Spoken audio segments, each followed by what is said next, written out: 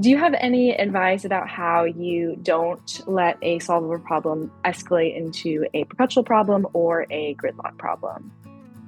Yeah, that's great because we always want to be conscious and aware of how we're interacting with our partner, and we want to be able to stay in a productive conversation and not let it escalate.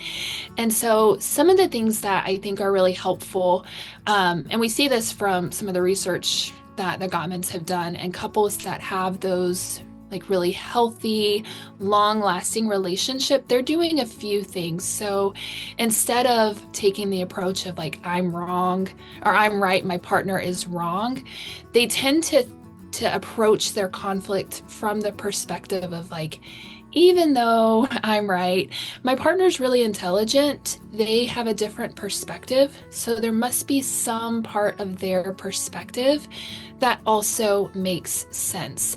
And so when couples go into a conflict, whether it is a perpetual gridlocked or solvable problem, and they have that approach of trying to understand where their partner is coming from, trying to make sense of their perspective, they're much more likely to get through those conflicts without it escalating or turning into more of that perpetual or gridlocked problem.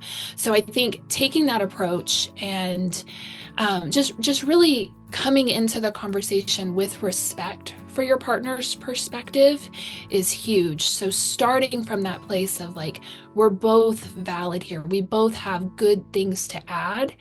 And then instead of talking over your partner, you approach it from that place of curiosity or of interest. So you're asking good questions, things like, how did you come to this conclusion? Or what's your ideal solution here? What are your needs here? How can we work together to accomplish this? What's the general goal that we have here, and where are we aligned?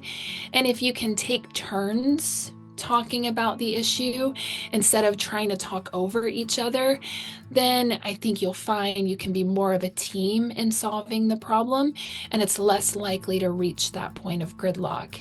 If you do notice that the conversation is starting to escalate, or you're feeling your heart rate start to rise, your heart beats faster, you kind of get those like sweaty palms or tight fists.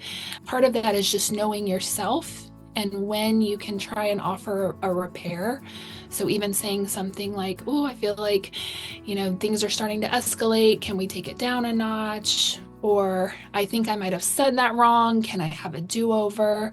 Those are ways too that you can try to repair the conversation as it's escalating. But if it does start to escalate, then I would, defer to that break protocol of what to do when you're starting to become flooded.